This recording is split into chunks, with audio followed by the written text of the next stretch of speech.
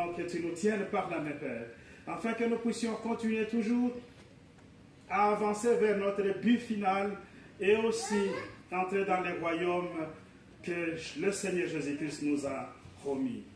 Bénis notre Dieu Tout-Puissant cette parole d'aujourd'hui. Donne-nous la protection des anges, mais aussi encadre-nous à travers cette vie chrétienne que nous avons entreprise, afin que nous puissions toujours avoir la joie de pouvoir pratiquer ce que nous avons accepté. Unis-nous dans la prière de tous, exauce-nous au nom de notre Seigneur Jésus-Christ. Amen. Amen. Chers bien-aimés, chers frères et sœurs, ce dimanche, nous avons la parole qui est dans les livres des Actes. Ce jour ici, j'ai l'impression que Dieu veut nous parler des choses, les choses plus proches de nous. C'est pourquoi les livres des Actes sont ouverts plutôt, afin que nous puissions comprendre ce qui s'est passé dans les temps du ministère des apôtres. Et nous lirons le livre des Actes au chapitre 8, versets 36 à 38. Comme ils continuaient leur chemin, ils rencontrèrent de l'eau et l'eunuque dit, « Voici de l'eau, qu'est-ce qui empêche que je ne sois baptisé ?» Philippe dit, « Si tu crois de tout ton cœur, cela est possible. » L'eunuque répondit, « Je crois que Jésus-Christ est le Fils de Dieu. » Il fit arrêter le char. Philippe et l'eunuque descendirent tous deux dans l'eau et Philippe baptisa l'eunuque. Amen. Amen.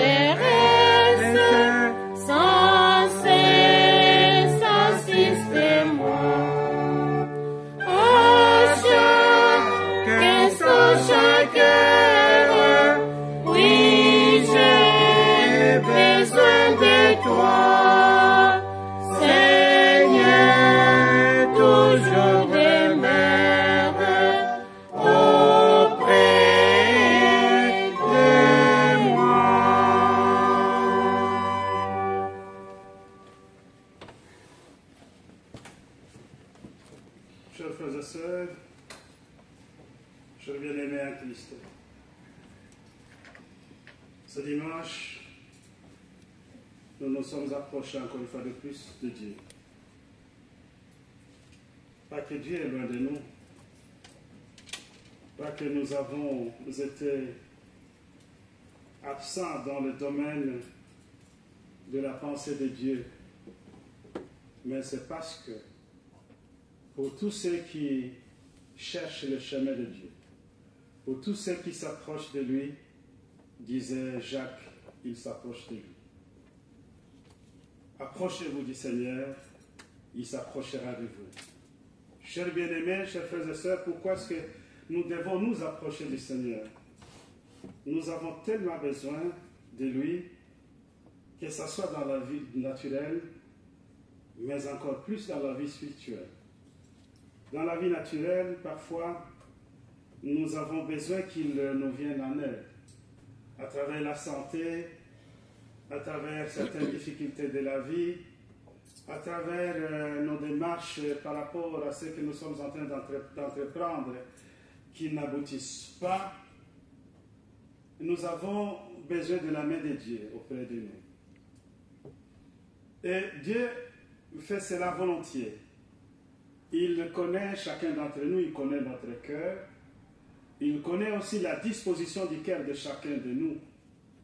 C'est comme lorsque nous avons des enfants à la maison, chacun de nos enfants, nous connaissons très bien à quel moment il est en train de dire des choses qui sont vraies, mais aussi à quel moment il est en train de dire des choses qui sont superficielles. À notre Dieu Tout-Puissant, il a aussi cette remarque en nous. Et il nous connaît très bien. Parce qu'il connaît avant que nous puissions ouvrir notre bouche et commencer à lui dire à travers la prière. La prière qui agit. Cette prière ou ce thème qui nous a été donné par l'apôtre patriarche depuis le début de cette année. Combien de gens, combien de frères et sœurs se remettent en question à travers ce qu'ils sont en train de présenter comme comportement devant Dieu. Combien sont ceux qui viennent à Dieu à travers la prière pour dire, Seigneur, je suis incapable de moi-même. Je voudrais m'approcher plus de toi. Dieu Tout-Puissant, je voudrais que toi, tu puisses être le guide de toutes mes activités. Que tu sois celui en qui je dois toujours compter, en qui j'ai la confiance et en qui j'ai la persévérance aussi, mais aussi de la vie éternelle. Chers bien-aimés, chers frères et sœurs, approchez-vous du Seigneur, il s'approchera de vous. Le Seigneur a besoin que chacun de nous puisse présenter cet intérêt de venir auprès de lui. Parce que nous avons été choisis comme ses enfants. Pas que les autres ne sont pas les enfants de Dieu, parce que tous nous sommes la créature de Dieu. Mais chacun de nous a le temps, a son temps, sur lequel le Seigneur veut qu'il vienne tout de suite. Et nous nous sommes venus en ce temps-là. Et nous nous sommes approchés de Dieu. Et nous avons formulé aussi des vœux avec lui. Et nous avons dit, maintenant, nous ne pouvons pas reculer. Même devant les obstacles, nous serons toujours auprès de toi. Même devant les choses qui arrivent à barricader notre route, nous voudrions rester toujours auprès de toi parce que c'est toi notre route. C'est toi notre guide. J'ai l'envie d'ailleurs de dire que c'est lui notre sponsor de la vie. Soit-elle éternelle ou naturelle. Chers bien-aimés, chers frères et sœurs, Dieu donne à chacun d'entre nous les dons nécessaires pour pouvoir faire ce qui est aussi nécessaire dans la vie naturelle, mais aussi dans la vie spirituelle. Approchez-vous de Dieu. Ne vous éloignez pas de Dieu. Ne dites pas, mais je parle souvent à l'église et je ne vois pas le changement. Si tu avais été à la place de ceux qui sont en train de chercher Dieu, si tu étais à la place de ceux qui sont en train de se poser des questions, parfois ils disent, si j'avais des pieds, je serais parti tout de suite à l'église. Si j'avais la voix de chanter, je chanterais pour Dieu. Si j'avais des yeux pour pouvoir voir, j'irais tout droit vers là où se trouve l'autel de grâce. Si j'avais des mains, je jouerais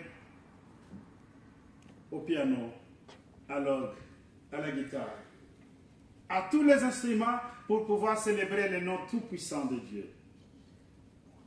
À toi que Dieu a donné toutes ces facultés. À toi que Dieu a donné toutes ces opportunités. À quoi servez-vous? À qui vous donnez l'honneur à toutes ces facultés que vous avez? Chers bien-aimés, chers frères et sœurs, c'est pour commenter à ce que les choristes viennent de nous chanter, mais aussi pour entrer en sommaire avec la matière d'aujourd'hui qui nous parle justement du baptême. C'est ça le thème, le baptême en Jésus-Christ.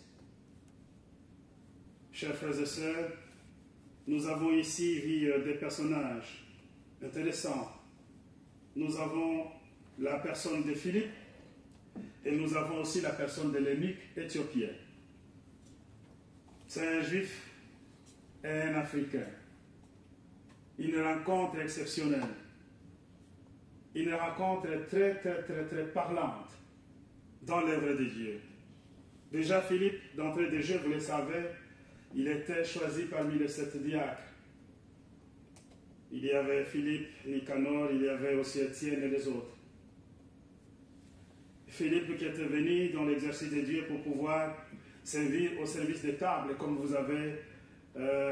savez, les apôtres qui prêchaient la parole de Dieu étaient confrontés à des difficultés dans l'assemblée de veuves grecques et de veuves juives. Ils se tiraient toujours des balles en disant on ne nous occupe pas bien par rapport à la nourriture, au partage de biens. Et les apôtres ont demandé que l'assemblée puisse choisir des frères responsables, des frères irréprochables pour pouvoir servir au service des tables.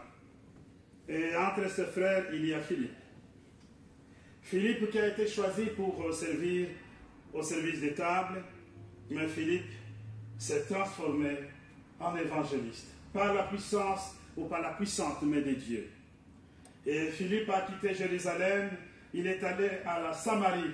Nous connaissons d'ailleurs l'histoire aussi que les apôtres Jean et Pierre sont descendus en Samarie pour célébrer la Sainte Seine aux croyants qui avaient déjà au préalable reçu le baptême d'eau. Et vous le savez aussi que lorsque les apôtres ont mis la main sur ces croyants, il y avait un de ces croyants qui avait vu à travers sa magie la puissance du Saint-Esprit qui descendait sur la tête des croyants, et il avait proposé ses moyens financiers pour pouvoir acheter de la puissance qui était entre les mains des apôtres. Lui croyait peut-être que cette puissance était achetable. Chers bien-aimés, chers frères et sœurs,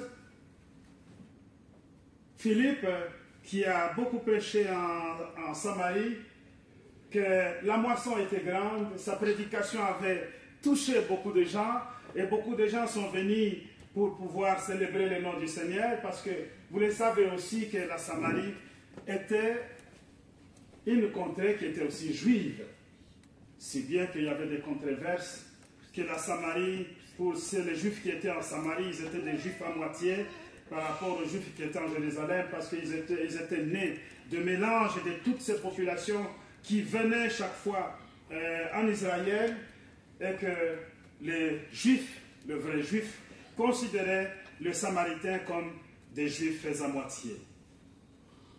Mais ces gens ont continué toujours à croire à travers l'évangélisation, et cet évangile qui a été toujours prononcé la plupart des fois par le diacre Philippe. Chers bien-aimés, chers frères et sœurs, ces garçons très jeunes a travaillé. Il a continué à travailler dans l'œuvre de Dieu. Lorsque soudainement, il y a l'ange de Dieu qui apparaît à Philippe et qui lui dit des choses. Quelles sont ces choses-là? Si nous regardons dans le verset 26, un ange du Seigneur s'adressa à Philippe et lui dit, « Lève-toi et va du côté du midi, sur le chemin qui descend de Jérusalem à Gaza. » Et parti, et voici un Éthiopien, un eunuque, ministre de Candace, reine d'Éthiopie,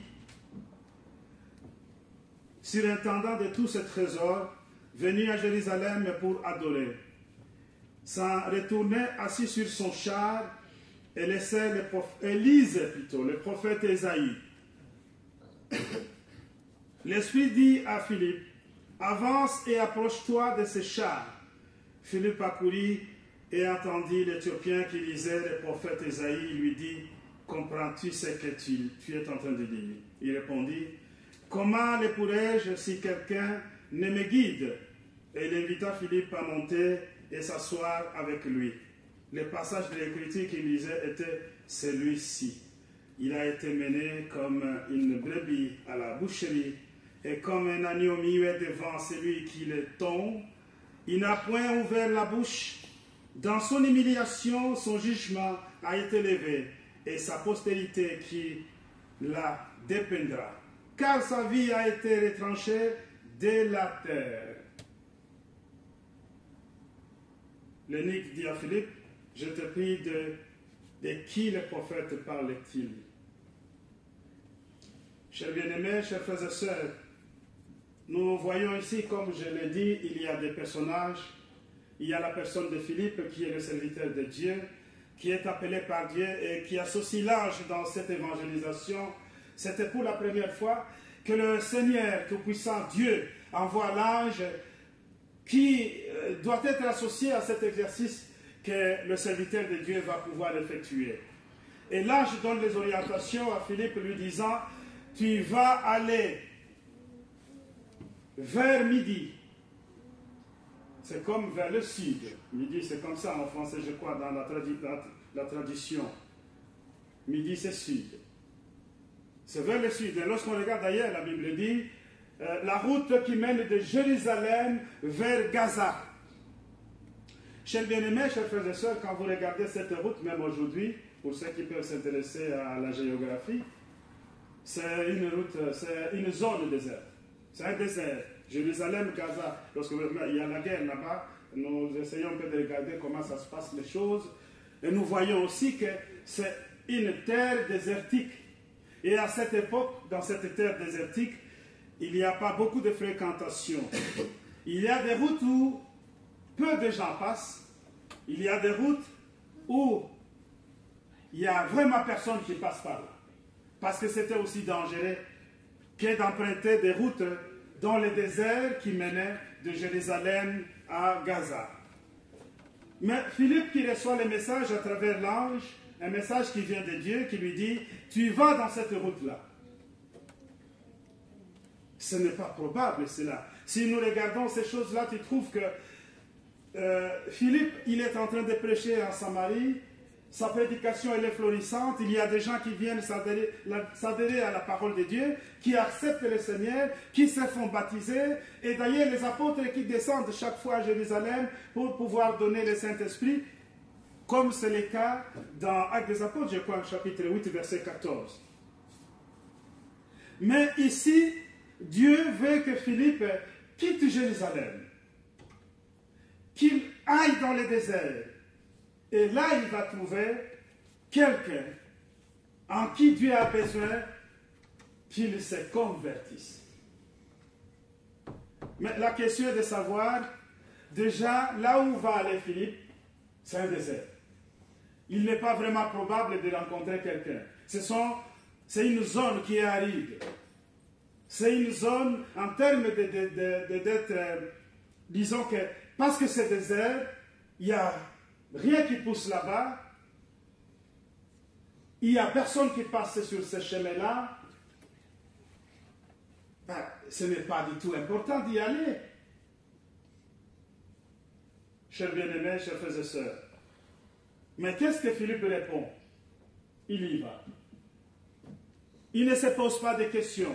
Il ne dit pas c'est un désert. Il ne dit pas c'est une route improbable. Il ne dit pas c'est dangereux parce que je peux me croiser avec des bandits et que ma vie elle est en danger.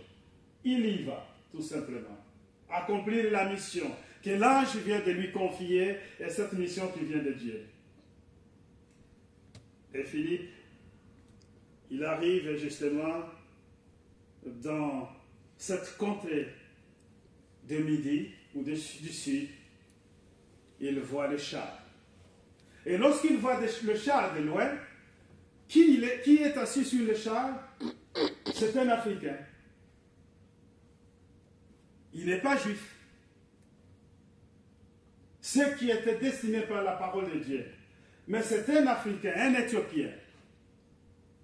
Un Éthiopien qui est le ministre des trésors dans la reine de Candace. Chers bien-aimés, chers frères et sœurs,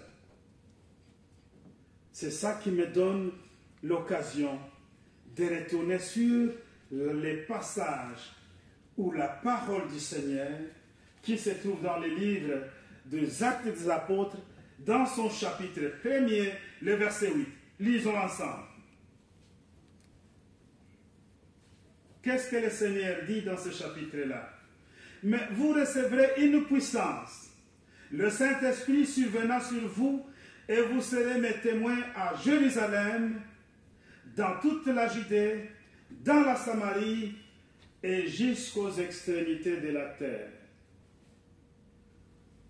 Cela veut dire que la parole de Dieu qui a été prononcée, la parole qui a été donnée, cette parole qui est venue rencontrer les Juifs en son temps, et que le Seigneur a donné la promesse, que cette parole qui doit commencer à partir de Jérusalem, de la Judée, de la Samarie, jusqu'aux extrémités de la terre, va faire son effet.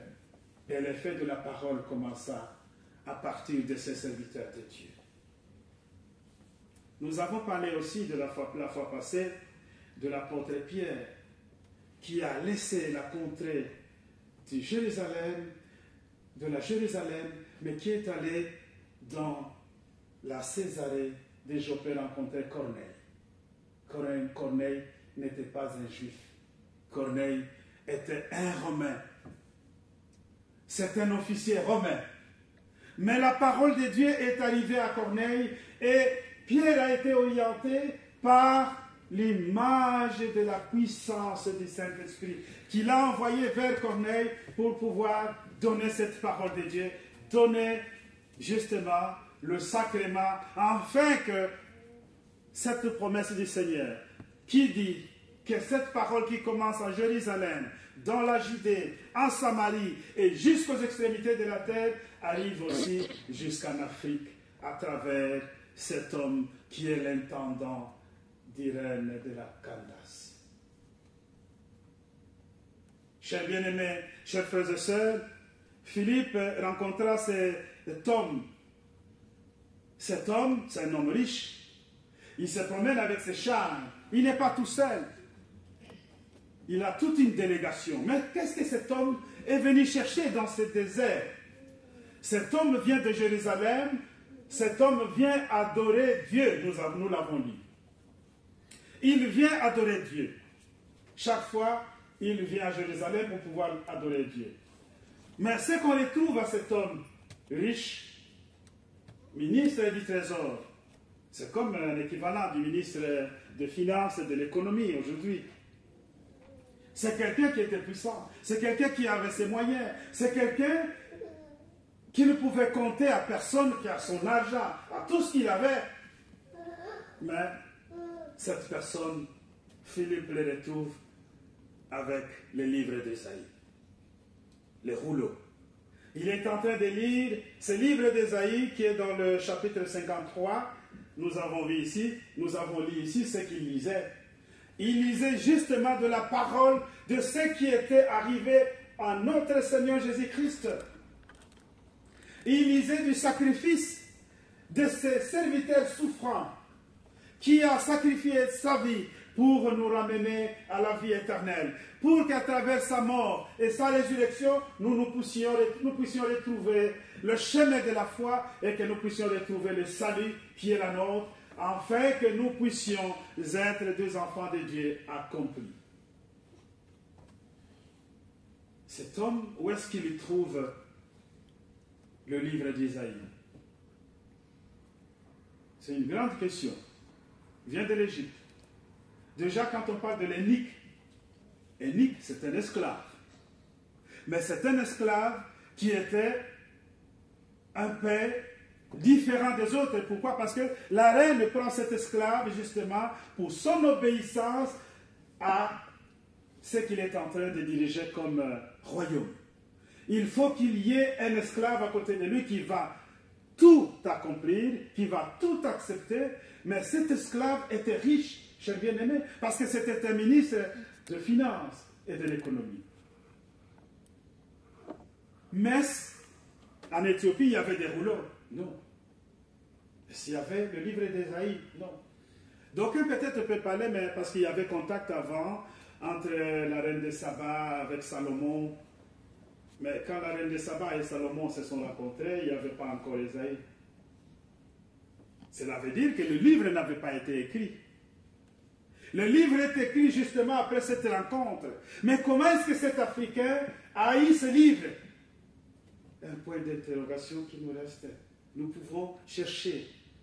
Mais ce qui est vrai est que le Seigneur, le Dieu Tout-Puissant, a mis en place tous les moyens pour que cette parole qui devait commencer en Jérusalem, qui devait descendre en Judée, qui devrait aller en Samarie et jusqu'aux extrémités de la terre, commence à faire ses effets et retrouve aussi cet homme qui est l'unique Éthiopien, qui devrait amener aussi la parole en Éthiopie, qui était l'Afrique. Et que les Africains aient aussi un missionnaire, aient aussi quelqu'un qui vient avec la bonne nouvelle du Seigneur Jésus-Christ. Lorsqu'on regarde ce qui s'était passé, il y a tout un blanc par rapport à la prédication de Philippe. Quand je parle de blanc, c'est un vide. Vous ne voyez vraiment pas qu'est-ce que Philippe a dit à cet homme, en gros. À part la réponse qu'il vient donner à la fin lorsqu'il dit « Est-ce que tu crois ?» Ô Seigneur Jésus-Christ, est-ce que tu crois à celui qui s'est sacrifié? C'est là où nous comprenons justement que Philippe a prêché la prédication de « Repentez-vous, repentez-vous et faites-vous baptiser au nom du Seigneur Jésus-Christ. » Parce qu'en cette époque, il n'y avait pas la prédication dans la prophétie, mais il y avait la prédication par rapport à la mort et à la résurrection de notre Seigneur Jésus-Christ, mais à la vie éternelle qu'il avait disposée pour chacun d'entre nous, à tous ceux qui venaient, parce que la vie éternelle était déposée sur la table de Dieu. Et que chacun de nous devrait aller en profiter. Parce que cette table était disposée, quand je parle de table, je parle justement du lieu très saint, qui a été au contact de l'humanité. Ce lieu très saint qui a été ouvert pour que chacun d'entre nous amène tout ce qu'il a. Mais qu'il amène son âme, qu'il amène toute son intelligence, qu'il reconnaisse le Dieu Tout-Puissant, qu'il reconnaisse le Seigneur, et qu'il accepte que le Seigneur est Sauveur Jésus-Christ, c'est lui qui s'est sacrifié, et qu'il accepte d'être baptisé au nom du Seigneur. Je crois que c'était la prédication de Philippe sur les chars, assis avec cet homme. Et cet homme a compris. Et cet homme a accepté. Et cet homme a dit, il y a de l'eau, baptise-moi. Déjà, nous avons parlé au début du désert. Dans le désert, il n'y a pas d'eau. Comment il trouve l'eau? D'où vient cette eau? C'est là encore la grande puissance de Dieu. Dieu s'est manifesté à travers Philippe. Dieu a mis la grande puissance. Dieu a mis la parole dans la bouche de Philippe. Et Dieu a mis dans la route de ces gens de l'eau pour le baptême de l'eunuque éthiopien. Parce que Dieu avait besoin justement que sa parole puisse aller jusqu'aux extrémités de la terre. Chers bien-aimés, chers frères et sœurs, lorsque moi je vois cette parole, lorsque je la lis, lorsque je comprends, avec ma compréhension modeste, je dis au Seigneur merci. Merci parce que tu as ouvert les yeux des aveugles. Tu les as ouverts les yeux, afin qu'ils puissent voir les choses que les yeux de ce monde ne peuvent pas voir. Tu nous as fait entendre ta parole à travers tes serviteurs. Tu t'es approché de nous parce que tu as voulu que nous puissions devenir tes enfants. Tu nous as acceptés tels que nous étions, des hommes perdus, des hommes pécheurs. Et toi, tu n'aimes pas les péchés. Et toi, tu as aimé le pécheur, l'homme qui souffrait avec son péché. Tu ne lui as jamais abandonné. Tu t'es approché de lui. Et tu lui as donné la possibilité de devenir digne devant toi. Toi, tu as mis en place des mécanismes que l'homme ne peut pas comprendre. Un mécanisme que l'homme peut chercher parfois à créer, mais qu'il ne crée pas. Le mécanisme que l'homme peut chercher à comprendre. Même lorsque nous parlons la parole de Dieu, nous ne pouvons pas comprendre le mécanisme de Dieu qu'il a mis en place, afin que chacun d'entre nous, au loin où nous pouvons nous trouver, que la parole de Dieu nous poursuive, que la parole de Dieu nous rencontre, que la parole de Dieu nous donne le bonheur de devenir son enfant et de nous préparer pour le jour du Seigneur. L'unique Éthiopien pouvait dire, je me suffis de la richesse que j'ai, je me suffis du poste que j'occupe, je me suffis de cet entourage de gens qui me suivent, de cette délégation, parce que je suis un chef, je suis l'homme le plus proche de la reine, je m'occupe de toutes ses finances, de la trésorerie du royaume, je n'ai plus besoin de rien. Il s'est intéressé de la parole de Dieu, plus que le char qu'il conduisait qui contenait des richesses, plus que la délégation qui était derrière lui, qui lui donnait peut-être les pouvoirs qu'il avait, qui lui faisait observer qu'autour de moi, j'ai des gens qui m'entourent. Nous avons vu ce qui s'était passé aux États-Unis avec la tentative d'assassinat de Trump. Il y avait des gens autour de lui. Il y a des gardes du corps. Il y avait ses adeptes. Quel est le sentiment de celui qui est entouré comme ça? Il se sent chef. Il se sent honoré. Il se sent grand. C'est le cas de cet homme. Il était grand. Il se sentait honoré. Il avait la puissance. Il avait les pouvoirs. Il avait l'argent. Mais cet homme est allé chercher le livre d'Ésaïe. Et cet homme a lu le passage, pas n'importe lequel. Il a lu les passages qu'avait parlé Ésaïe sur le sujet du Seigneur Jésus-Christ. Il est allé ces passages. Il a lu ces passages justement pour sa propre vie éternelle, mais aussi pour la mission qui était la sienne. Lui qui devrait conduire l'Église au niveau de l'Afrique en cette époque-là. Je vous assure, si nous fouillons, nous allons trouver que cet homme, c'est lui qui a apporté le message du Seigneur à tous ceux qui étaient au loin de Jérusalem, au loin de la Judée, au loin de la Samarie, mais qui étaient, entre autres, aux extrémités de la terre. Chers bien-aimés, chers frères et sœurs, cet homme a été baptisé parce que cet homme s'est repenti, parce que cet homme a senti en lui que sans Jésus-Christ, je ne suis rien, je suis personne. Je dois être baptisé pour que je m'approche du Seigneur, pour que je fasse partie de sa famille.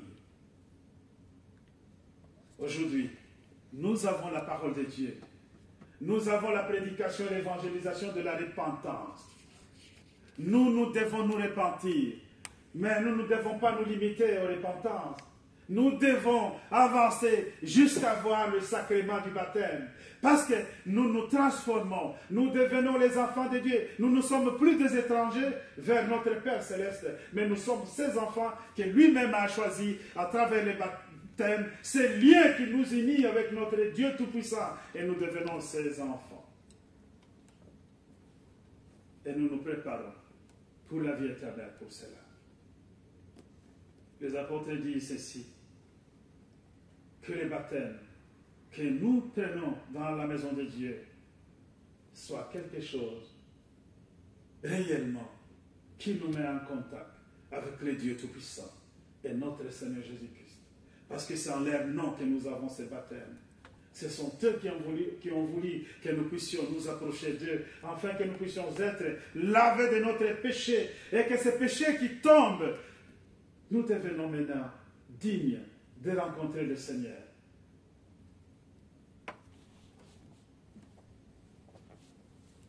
L'unique a dit à Philippe, je te prie de qui parle le prophète, parle-t-il ici? Est-ce de lui ou de quelqu'un d'autre? Alors Philippe ouvrant la bouche et commençant par ce passage, lui annonça la bonne nouvelle de Jésus. Lui annonçait la bonne nouvelle de Jésus. Point barre. Aujourd'hui, nous nous rencontrons avec des gens, parfois qui nous posent des questions, mais nous nous éparpillons parfois. Cet homme a rencontré Enoch en train de lire un passage qui parlait de Jésus. Philippe n'est pas allé chercher le message des prophètes. Il devrait lui ramener vers la création. C'est le Dieu Tout-Puissant qui a fait ceci, qui a fait cela. Il devrait lui amener sur l'alliance que le Seigneur a conclue avec Abraham. Il devrait lui aussi amener à lui parler des choses qui se sont écoulées dans les temps passés. Par exemple, les enfants d'Israël en Égypte. Philippe n'a pas parlé de tout cela. La Bible nous dit, il lui a parlé de Jésus-Christ. Pourquoi? Parce que cet homme lisait justement le message qui concernait le Seigneur. Et c'était un message libérateur pour cet homme, pour qu'il devienne justement un élu, pour qu'il devienne le frère à Jésus-Christ. Quand je lisais cela, je pensais à quelqu'un. Je pensais à notre sœur Christiane. Je le vis ce matin en venant de l'église. J'ai entendu Benjamin parler derrière. Ah, on a rencontré sœur Christiane. Tout le monde n'a pas vu. Moi, je vis, Benjamin a vu. Ben, j'ai pensé à cette sœur hier. C'est une sœur qui était venue auprès de Dieu, de lui-même, d'elle-même. Une sœur qui a accepté d'être baptisée. Mais une sœur qui a abandonné l'église. Pour des raisons que toi et moi, nous ne connaissons pas. Parfois, nous souffrons d'avoir baptisé quelqu'un et que cette personne ne revienne plus à l'église. Parfois, on se pose des questions, est-ce que j'ai été mauvais à ce coup-là? Est-ce que c'est moi ou c'est la personne? Mais le Seigneur, c'est lui le propriétaire de cette œuvre. Il connaît chacun d'entre nous. Il sait pourquoi cette sœur ne vient pas. Lui, il connaît mieux que moi. Ne vous en faites pas lorsque vous rencontrez quelqu'un qui a besoin de quelque chose. Ne lui relatez pas toute la Bible. Il n'en a pas besoin parce qu'il vous pose la question sur quelque chose. Ne lui ramenez pas tout le verset biblique. Cet homme n'avait pas besoin de tous les versets bibliques pour comprendre le Seigneur, pour adorer le Seigneur Jésus-Christ, pour être baptisé. Il a entendu le message. Sûrement, répentez-vous, approchez-vous du Seigneur et soyez baptisés en son nom. Amen. Amen. Chers bien-aimés, j'ai beaucoup parlé, c'est vrai, mais c'est l'habitude pour ce cycle de versets des Actes des Apôtres. Mais je vais appeler aujourd'hui le prêtre et le diacre aussi, parce qu'il y a longtemps que depuis qu'il est venu d'Istanbul, il ne nous a jamais rien dit. Je crois que d'abord lui, il est passé, le prêtre viendra après. La chorale peut nous donner un chant. 21. Dieu se manifeste.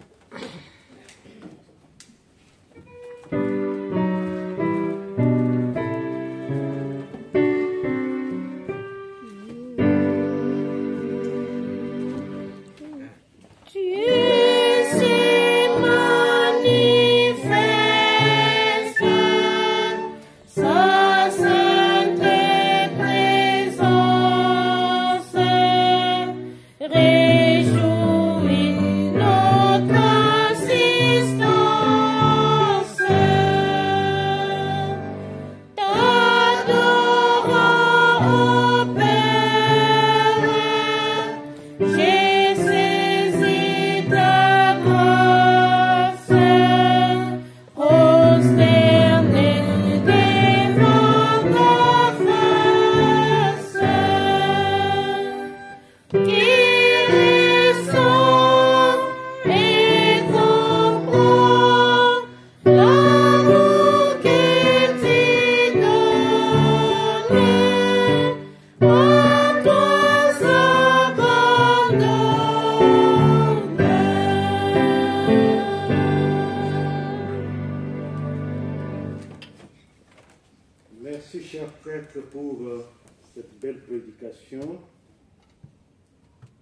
je reviens sur l'importance du baptême.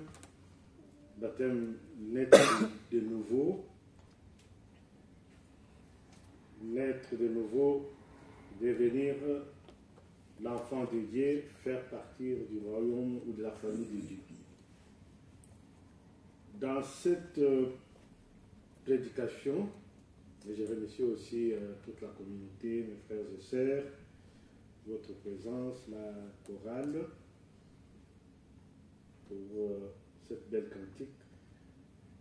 Moi, je vais beaucoup plus insister sur l'appropriation de l'histoire ou de l'acte de Philippe.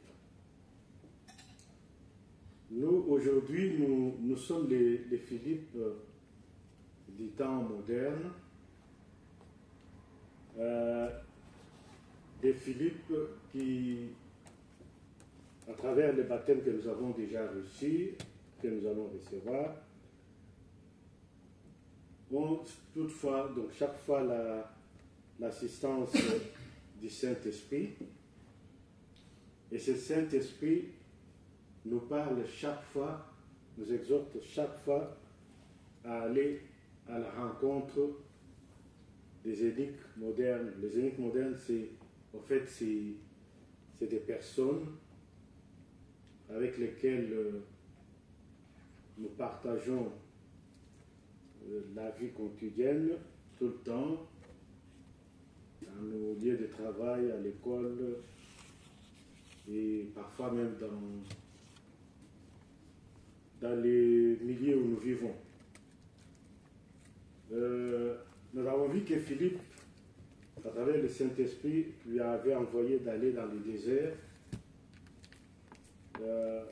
Philippe n'avait pas hésité ou posé beaucoup de questions pour pouvoir aller dans le désert, parce que vous imaginez que dans le désert, pour la grande partie des personnes, beaucoup de citoyens lambda, il n'y a rien d'intéressant là-bas, sauf pour les connaisseurs, les initiés, mais sinon, nous pouvons dire que 99% des personnes n'ont aucun intérêt d'aller en vacances, se promener dans le désert, suite à cause des conditions très dures qui règnent. Donc, ici, on verra que le choix sera très clair entre aller dans le désert ou aller à la plage. Mais Philippe est allé dans le désert, il a rencontré l'eunuque, il lui a parlé, comme le prêtre vient de le dire ici, d'une manière très concrète, de l'importance de Jésus-Christ dans la vie. Il est le Sauveur et qu'il faut absolument à travers lui bénéficier de la vie éternelle, et l'eunuque a accepté d'être baptisé. Nous avons la même mission, effectivement, d'aller parler aux personnes que nous rencontrons, de l'importance aussi du baptême, de l'importance d'accepter Jésus comme le Fils de Dieu, qui est venu pour racheter nous racheter. Il est mort sur la croix, il est ressuscité, et il est l'unique voie du salut. Ici sur terre, nous sommes juste des petits passagers, mais nous nous battons beaucoup plus pour le salut éternel.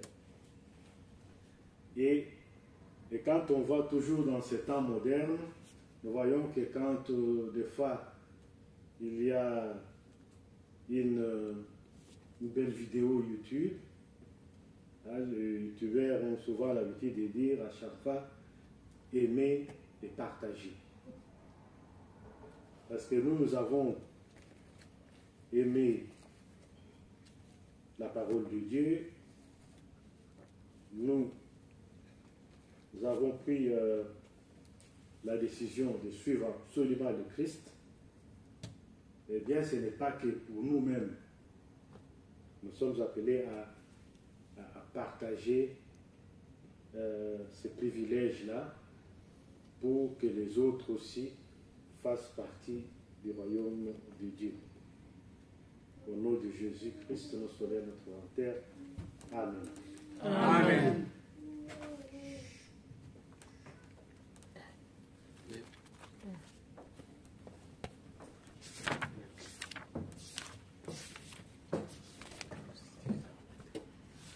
Bien-aimés, à notre Seigneur Jésus-Christ, je vous salue tous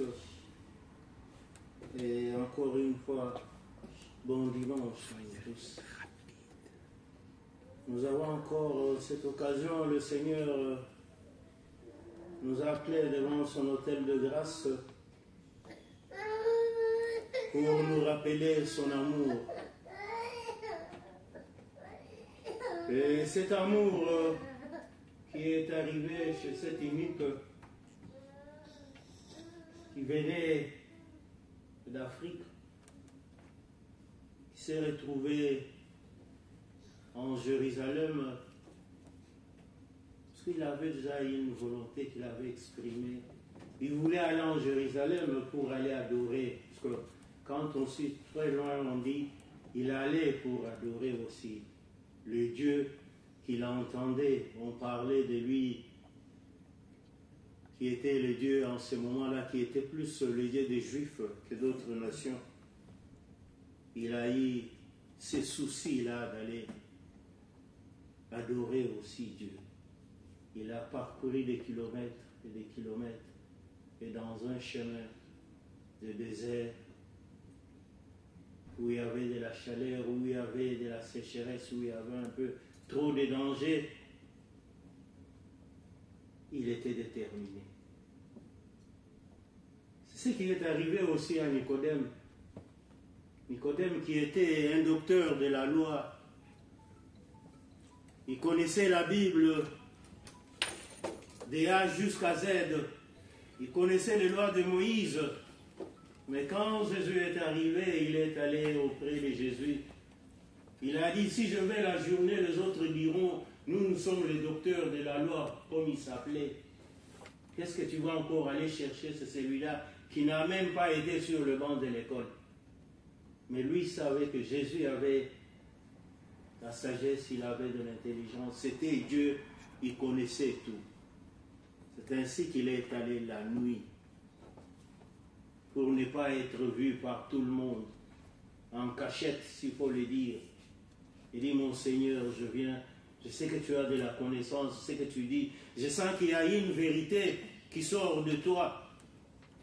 Dis-moi, qu'est-ce que je peux faire pour avoir le salut? Pour hériter le royaume des cieux. Et Jésus lui a dit, il faut naître de nouveau. Il dit, mais moi, à mon âge, déjà vieux, comment je peux faire? Est-ce que je peux encore entrer dans le ventre de ma mère pour me retrouver encore dans la maternité, dans un berceau? Jésus lui a dit, non, naître de nouveau, c'est se faire baptiser. Quand tu te fais baptiser, c'est l'enterrement du vieil homme qui était en toi et tu nais de nouveau. Tu deviens une nouvelle créature par le baptême. Il y a eu tant d'exemples. Il y a eu Saül qui est devenu Paul. Quand il était Saül, il allait persécuter les chrétiens. Il était le Tout-Puissant, il avait de l'armée. On ne pouvait pas parler de Jésus, mais quand il a rencontré Jésus-Christ, Jésus-Christ lui a dit, ne me persécute pas.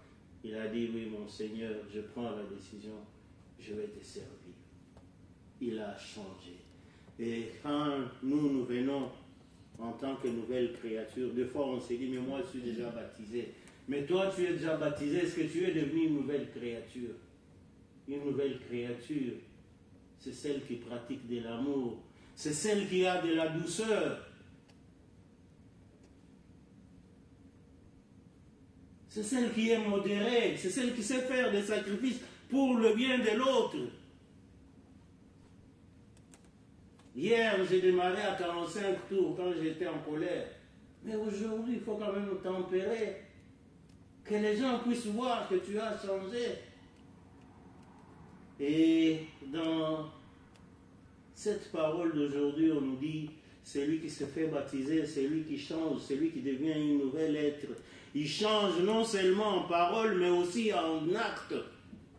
Comment tu te comportes en tant que chrétien, en tant que baptisé? C'est lui qui a accepté Jésus-Christ comme Seigneur. Jésus-Christ, ça doit être le modèle. Chaque fois tu te dis, dans cette situation où je me retrouve, puisqu'il s'est retrouvé aussi sur cette terre, il a été confronté à toutes ces situations. Mais chaque fois, il avait un comportement digne d'un enfant de Dieu. Il s'est laissé gifler, il s'est laissé insulter, mais il était tout simplement celui qui pardonnait, jusqu'à la croix. On l'a maltraité, on l'a dénudé, comme on dit, il était livré en spectacle. Si c'était moi en ce moment, est-ce que j'allais prier pour que Dieu puisse pardonner mes persécuteurs?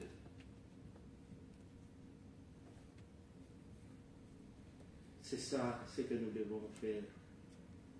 Nous devons grandir d'une manière spirituelle, tout simplement, non seulement par nos paroles, mais par notre comportement. Les gens doivent déceler ce que nous sommes juste en voyant notre comportement, et ça sera un enseignement efficace. Et en ce moment-là, on sait que comme je suis humble devant mon Dieu, et je pardonne aussi mon prochain, j'ai de l'amour envers mon prochain, les jours où Jésus viendra, il me prendra et j'aurai cette couronne que nous attendons tous. Que notre Père Céleste soit loué. Amen. Amen.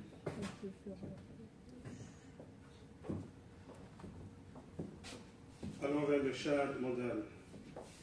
Trouvons notre contemporain et annonçons-lui la parole de Dieu. Ça, c'est le message du diacre.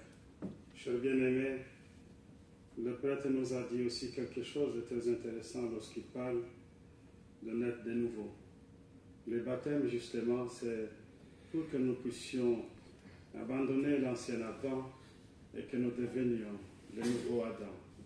Que nous soyons à l'image du Seigneur et que nous comprenions tout le bienfait de notre Seigneur et tout ce que Dieu est en train de nous préparer dans son royaume. Chers bien-aimés, chers frères et sœurs, nous avons vu qu'Ésaïe, qui a parlé de cette parole dans l'ancien temps, et que l'unique Éthiopien est tombé sur ces morceaux de parole et il a commencé à les lire. Et apparaît Philippe, il explique sur son char, qui explique justement, non en retournant vers l'ancien temps, mais qui explique ce que signifiait cette parole de ce serviteur souffrant qui a été amené jusqu'à la mort, une mort qui a été atroce comme nous avons entendu avec notre Père. Chers bien-aimés, chers frères et sœurs, nous sommes de bien-aimés, mais aussi nous devons nous souvenir de ce sacrifice du Seigneur à travers la Sainte Seine que nous prenons. Nous nous mettons en communion avec lui. Nous savons que les chars modernes, ils ne sont pas faciles. Les hommes modernes, ils sont comme un désert où, lorsque nous venons, nous voulons leur parler de la parole de Dieu, soit il te dit, moi en Bible je ne m'y connais pas, soit il te dit, tout ce que tu dis ce n'est pas vrai et je ne crois pas tout ça.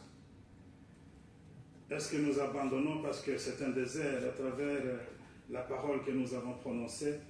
Nous n'abandonnons pas, nous avançons et nous devons nous adapter. Nous allons nous adapter à travers la parole de Dieu et nous devons montrer que Jésus-Christ est dans sa parole. Jésus-Christ est manifeste dans sa parole. Si nous avons nous-mêmes la conviction que c'est dans la parole que le Seigneur se manifeste, c'est ce que moi je suis en train de dire, ce n'est pas de moi mais c'est du Seigneur. la personne qui reçoit la parole, elle aussi, va sentir que c'est le Seigneur qui parle. Ce n'est pas Philippe qui est en train de parler, mais c'est le Seigneur que Philippe a envoyé, que Philippe a mis la parole dans sa bouche. Ne dites pas, c'est une parole de honte. Je ne sais même pas dire ce que je peux, je ne sais pas ce que je vais dire à cette personne. Ne créez pas encore plus de désert devant vous, parce que les hommes déjà, en eux-mêmes sans la parole de Dieu, sont des déserts étroits, des terres arides, là où vous ne pouvez rien s'aimer pour récolter. Mais lorsque le Seigneur fait pleuvoir la pluie qui vient du ciel, vous avez devant vous cette eau-là que l'unique Éthiopien et Philippe ont rencontré pour le baptême. Dans un désert, là où les gens passaient tout le temps, là où les gens se promenaient, là où les gens avaient peur d'ailleurs de dire c'est un chemin difficile, parce que dans cette longue distance, de Jérusalem jusqu'à Gaza, il n'y a même pas de l'eau pour boire, pour se rafraîchir. Moi, je ne peux pas emprunter cette route.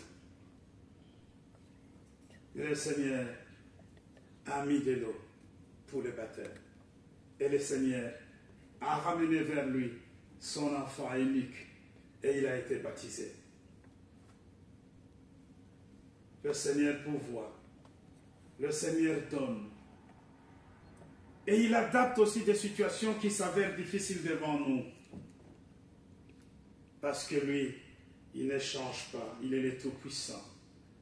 Tout ce qu'il fait, il le fait bien, comme chante le choriste. Cette parole qui a commencé en Jérusalem, qui est descendue en Judée, qui est allée jusqu'en Samarie, et cette parole qui est arrivée jusqu'aux extrémités de la terre, cette parole t'a retrouvé toi. Où ton cœur était un désert, où ton cœur rien ne pouvait pousser, et dans ton cœur rien ne pouvait encore être pensé que les choses de cette terre. Mais le Seigneur a pourvu de l'eau. Le Seigneur a pourvu sa parole. Le Seigneur a pourvu tout ce qui est bien pour que ton cœur retrouve la joie de la parole de Dieu, pour que ton cœur se prépare pour la vie éternelle, pour que son cœur travaille, mais travaille encore ensemble dans la communion pour les jours du Seigneur, mais aussi pour notre jour. Le Seigneur dit, ces jours-là, vous aurez la gloire que moi j'ai dans le sein de mon Père. Amen. Amen. Chantons les cantiques 33. On l'a chanté depuis longtemps, cette cantique-là. Nous les chantons aujourd'hui pour la repentance.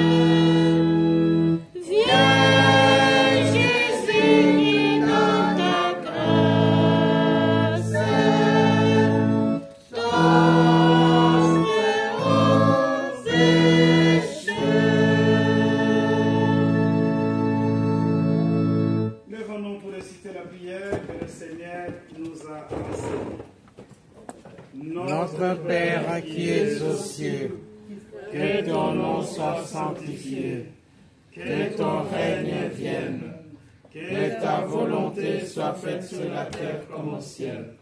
Donne-nous aujourd'hui notre pain quotidien. Pardonne-nous nos offenses, comme nous pardonnons à ceux qui nous ont offensés. Ne nous induis pas en tentation, mais délivre-nous du mal. Car c'est à toi qu'appartiennent, dans tous les siècles, le règne, la puissance et la gloire. Amen. Selon la mission que j'ai reçue de l'apôtre et mon mandat, je vous annonce la bonne nouvelle. Au nom de notre Seigneur Jésus-Christ, le Fils de Dieu vivant, vos péchés vous sont pardonnés. La paix du ressuscité soit avec vous. Amen.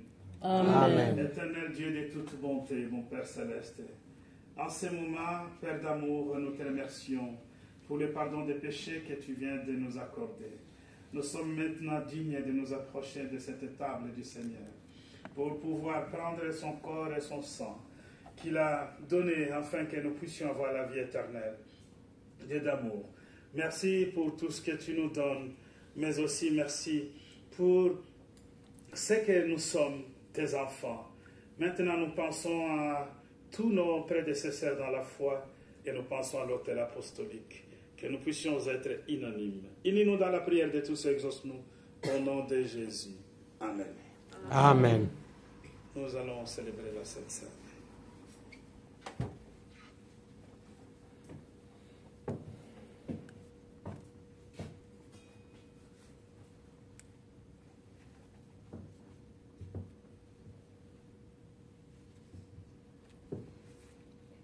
Prions. Au nom de Dieu, le Père, le Fils et le Saint-Esprit, je consacre le pain et le vin pour la Sainte Seine et je dépose le sacrifice unique de Jésus-Christ, valable en toute éternité. Car le Seigneur prit du pain et du vin, rendit grâce et dit, « Ceci est mon corps qui est donné pour vous. Ceci est mon sang, le sang de la nouvelle alliance, qui est répandu pour beaucoup pour le pardon des péchés. Mangez et buvez. Faites ceci en mémoire de moi. Car toutes les fois que vous mangez ce pain et que vous buvez ce vin, vous annoncez la mort du Seigneur jusqu'à ce qu'il revienne. Amen. Amen. Le corps et le sang de Jésus sont donnés pour toi.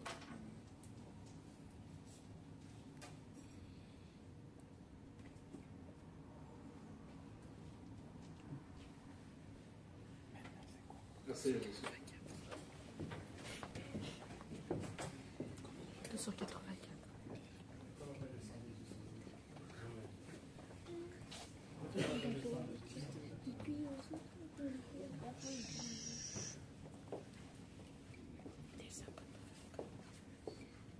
Le corps et le sang de Jésus sont donnés pour toi. Amen. Le corps et le sang de Jésus sont donnés pour toi. Amen. Le corps et le sang de Jésus sont donnés pour toi. Le corps et le sang de Jésus sont donnés pour toi. Amen. Le corps et le sang de Jésus sont donnés pour toi.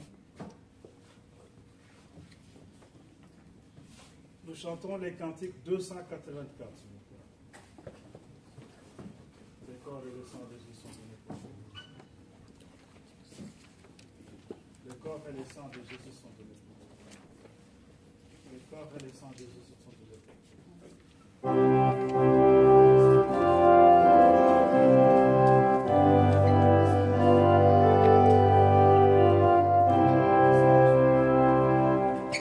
Go,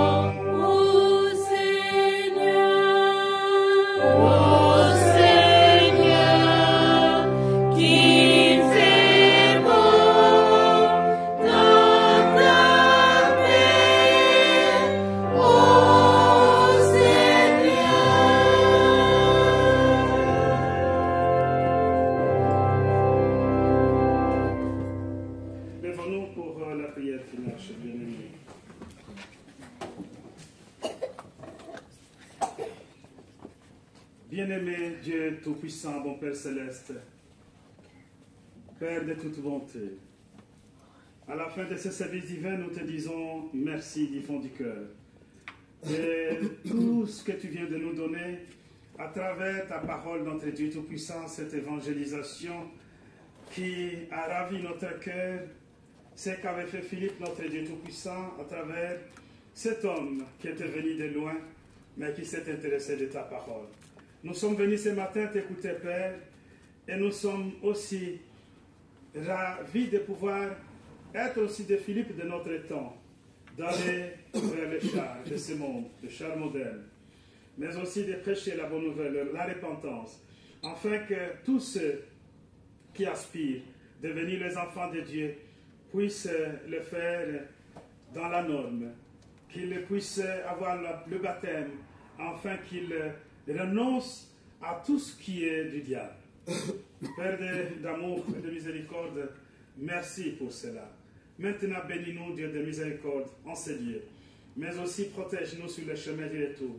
Bénis-nous devant cette semaine nouvelle qui se pointe à l'horizon. Protège tes enfants, chacun d'entre nous, Père, dans son foyer, dans son service, mais aussi dans toutes ses activités. Sois au plus près de ceux qui sont malades, Père, console leurs âmes, ceux qui souffrent encore ou ceux qui doutent de ta parole. Père, réveille encore une fois de plus la flamme de la vie éternelle dans leur cœur, afin qu'ils te reconnaissent, toi, le seul et l'unique vrai Dieu. Nous prions aussi pour nos prédécesseurs dans la foi. Nous prions notre Dieu Tout-Puissant pour les offrandes que tes enfants ont amenées dans ta maison. Bénis chacun d'entre eux. Bénis les activités, bénis le travail. Bénis aussi leurs familles. Unis-nous dans la prière de tous et exauce-nous. Au nom de notre Seigneur Jésus-Christ. Amen. Amen. Que la grâce de notre Seigneur Jésus-Christ, l'amour de Dieu le Père et la communion du Saint-Esprit soient avec vous tous. Amen.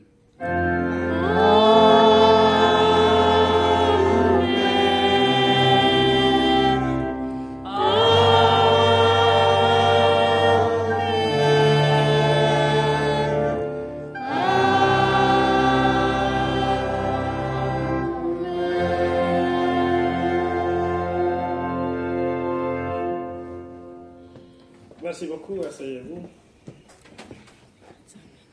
Ben voilà. C'est comme d'habitude, ce jour-ci, ça devient une habitude de dépasser tout le temps.